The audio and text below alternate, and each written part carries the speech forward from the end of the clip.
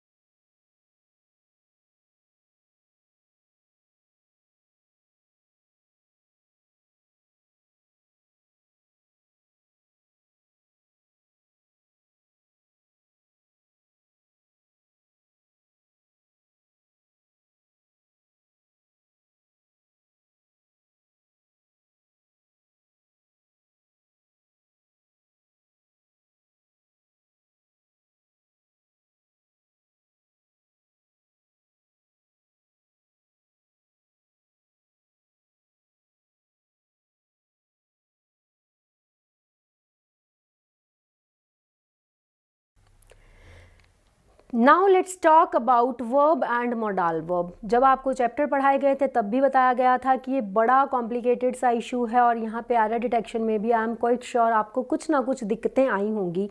तो अगर हम आपकी पहली स्टेटमेंट देखते हैं, if we talk about your first statement, your first statement is talking about he was born.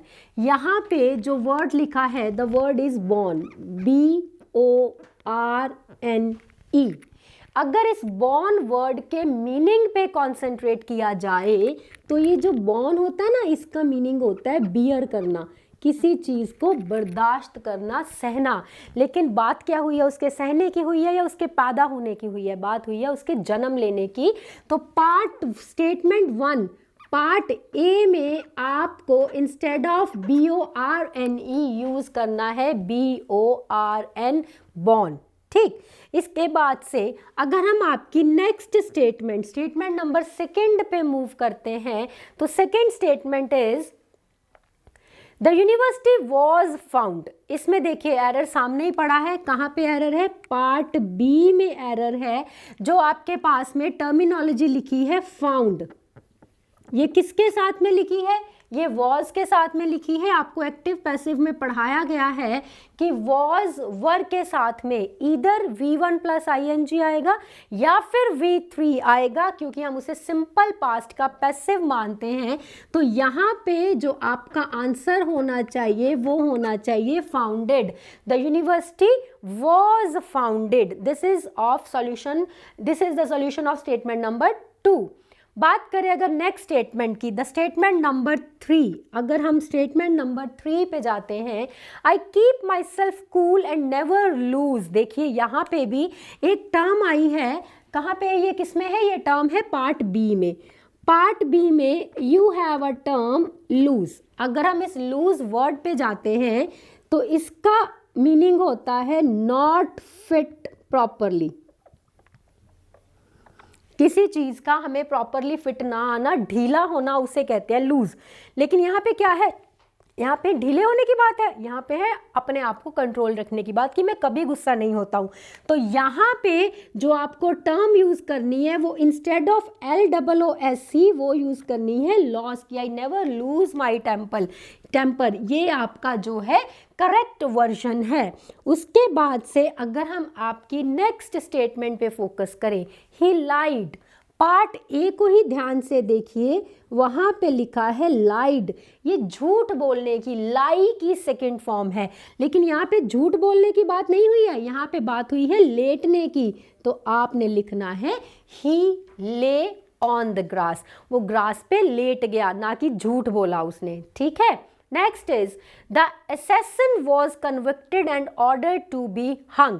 चलिए अब अगर हम बात करते हैं हमारी 5th स्टेटमेंट की, आपकी 5th स्टेटमेंट के पार्ट सी में वर्ड है हंग।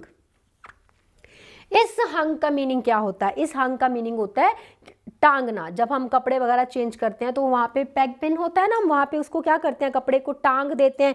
लेकिन यहाँ पे टांगने जैसी बात नहीं है, यहाँ पे फांसी देने की बात है।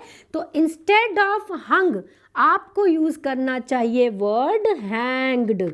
फांसी देना उसको हैंग कहते हैं। जब हम घर खूंटे पे कपड़े टांगते हैं, पैगपिन पे कपड़े टांगते हैं, उसको हंग कहते हैं। ठीक है।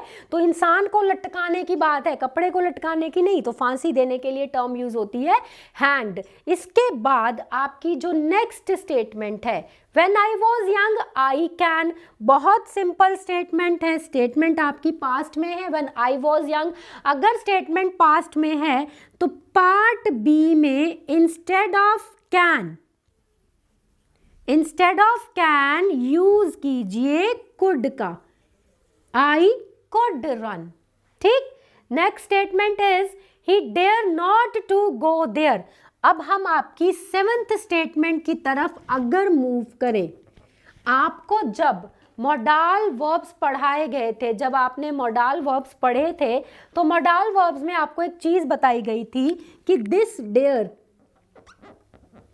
Can be use as a main verb and as a modal verb. यहाँ पे ये मेन वर्ब नहीं है, ये मॉडल वर्ब है। उसकी हिम्मत चैलेंज हो रही है कि उसकी वहाँ जाने की हिम्मत होगी ही नहीं।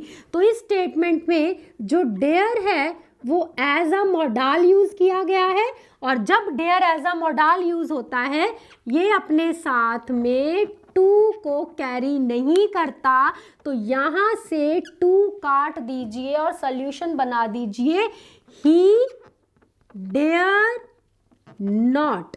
ठीक है, यहाँ पे हम क्या करते हैं, यहाँ पे हम एक बीच में सेंटर लाइन ले लेते हैं ताकि आप मिक्स नहीं कर दो चीज़ों को। तो यहाँ पे डेयर नॉट आना चाहिए, टू काटना है। क्यों? क्योंकि ये एज अ मेन वर्ब नहीं, एज अ मॉडल यूज हुआ है। नेक्स्ट इज, अगर हम आपकी नेक्स्ट स्टेटमेंट को देखते हैं, a soldier could fight for his country. देखिए यहाँ पे बहुत सिली एरर है, अगर आप थोड़े से भी अलर्ट हो। आपकी स्टेटमेंट के पार्ट बी में वहाँ पे लिखा है could, a soldier could fight. Could कब आता है? कैन आता है जब हम किसी की एबिलिटीज़ दिखाते हैं, किसी की कैपेसिटी दिखाते हैं, और कुड आता है जब वो एबिलिटी पास्ट में चली जाती है। तो अगर यहाँ पे हम कुड लिखा रहने देते हैं कि एक सोल्जर जो है वो अपने देश के लिए लड़ाई कर सकता है, तो एबिलिटी पे डाउट तो है ही नहीं है। जो सोल्जर है उसको फाइट करनी है, जो सैनिक है उसको देश की रक्षा करनी है। तो यहाँ पे कुड का होना ही गलत है। क्यों? क्योंकि कुड लिख के आप सोल्जर की कैपेबिलिटी जज कर रहे हो। तो अगर वो सोल्जर है तो why there is no need to जज हिज कैपेबिलिटी। यहाँ पे लिखिए मस्ट। एक सोल्जर को अपने देश के लिए हर पल लड़ने के लिए तैयार रहना चाहिए, यहाँ पे आना चाहिए था मस्ट। इसके बाद से अगर हम आपकी 9th स्टेटमेंट देखते हैं, run fast लेस्ट you will miss the train. Answer बड़ा क्लियर है, आप सबको पता है। व्हेन इट कम्स टू लेस्ट, लेस्ट की पेयरिंग विल के साथ नहीं, लेस्ट की पेयरिंग शुड के साथ होती है। तो पार्ट सी में जहाँ पे विल लिखा है, विल को काटिए, विल गलत है, विल की जगह यूज कीजिए शुड का। क्यों? क्योंकि शुड आता है लेस्ट के साथ। अगर हम आपकी लास्ट स्टेटमेंट जो कि आपकी 10th स्टेटमेंट है उसे देखते हैं, you need to work hard but you need not to waste time. Again यहाँ पे यूज हुआ है नीड का।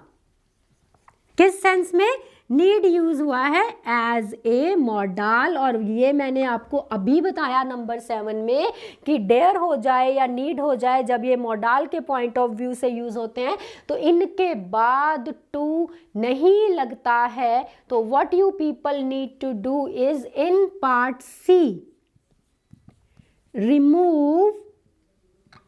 पार्ट सी में जो रिमूव टू लिखा हुआ है उसे रिमूव कर दीजिए और सिर्फ नीड को रखिए वहाँ पे। You need not waste time. This is all about the solution of your verbs and modals. आपको दो ही चीज़ें फिर से रिपीट करके याद करवा दे रही हूँ। डेयर हो, नीड हो, अगर ये एज अ मॉडल यूज हुए हैं तो इनके बाद टू नहीं लगता। उसके बाद से फॉर्म ऑफ वर्ब्स की थोड़ी प्रॉब्लम आई है। बॉर्न और बॉर्न प्रोनाउंसिएशन का डिफरेंस है, लूज और लूज प्रोनाउंसिएशन सेम है लेकिन मीनिंग का डिफरेंस है। यहाँ पे भी प्रोनाउंसिएशन सेम थी लेकिन मीनिंग का डिफरेंस था। तो पेपर में आपको अलर्ट रहना है और अपने टेंस को ध्यान रखना है। अगर आपके टेंस पास्ट में जा रहे हैं तो फिर आपको पास्ट की वर्ब्स ही यूज करनी है। Thank you.